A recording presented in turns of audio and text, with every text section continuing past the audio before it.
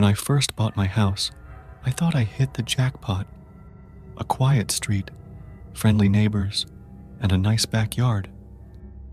Everything was great until the guy next door, Frank, decided to build a shed. At first, I didn't care. Everyone has the right to do what they want with their property. But his shed wasn't just any shed. It was massive, like a small barn, and it was right on the property line. I tried to be polite about it. I asked him if he could move it back a bit because it was blocking sunlight into my garden. He laughed and said, "Should have planted your garden somewhere else." Okay, rude, but I didn't want to make a big deal out of it. Then things got worse. He started leaving his tools and scraps of wood on my side of the yard.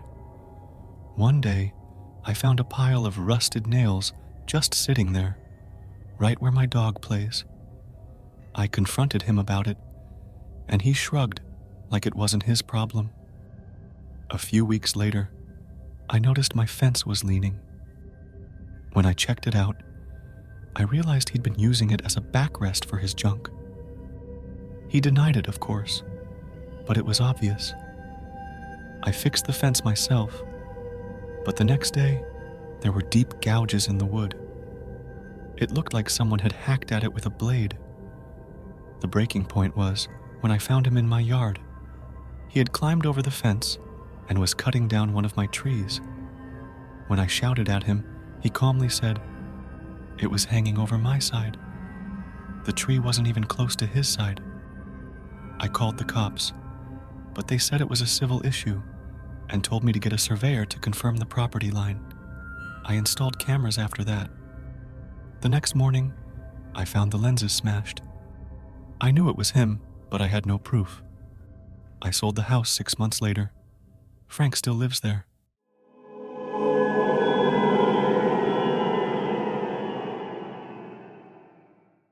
When I moved into my apartment, the landlord mentioned the upstairs neighbor, a guy named Greg, who kept to himself. At first, I didn't notice anything odd. Greg was quiet, and I rarely saw him. But after a few weeks, I started noticing a smell. It wasn't constant, but every few days, this horrible odor would waft down through the vents. It smelled like spoiled meat and chemicals. I reported it to the landlord, but he just shrugged and said Greg was probably cooking something weird. I tried to ignore it, but then I started hearing strange noises. Late at night, I'd hear heavy thuds, like furniture being moved. It went on for hours. Sometimes it sounded like he was hammering nails into the floor. One night, the smell got so bad I couldn't sleep. I went upstairs and knocked on Greg's door. He didn't answer, but I could hear movement inside, like he was dragging something across the floor. I knocked again, louder this time, and he finally opened the door. He looked disheveled, like he hadn't slept in days, and his shirt was stained with something dark. "What do you want?" he snapped. I asked about the smell, and he just stared at me for a long time before slamming the door in my face. After that, I avoided him. I kept my head down and didn't make eye contact when I passed him in the hallway. A few weeks later, I came home to find the police outside the building. They were carrying boxes and bags out of Greg's apartment. One of the other tenants told me Greg had been arrested for running some kind of illegal operation. I didn't ask for details, but I couldn't stop thinking about the smell and the noises. I moved out the next month.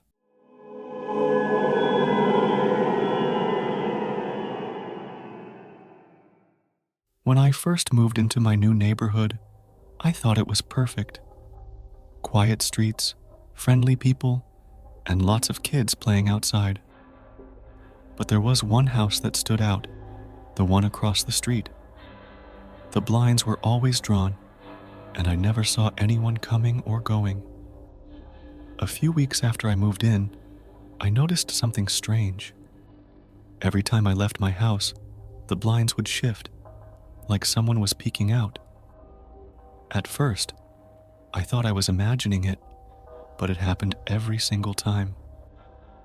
It got to the point where I started waving at the window just to see if I could catch whoever it was. No one ever waved back. One night, I was taking out the trash when I saw a light flicker on in the window. I stared at it for a moment, and then the light turned off. The next morning, I found a note taped to my mailbox. It said, "Mind your own business. No name, no explanation." I started feeling paranoid. I'd hear creaks and footsteps at night, but every time I checked, no one was there.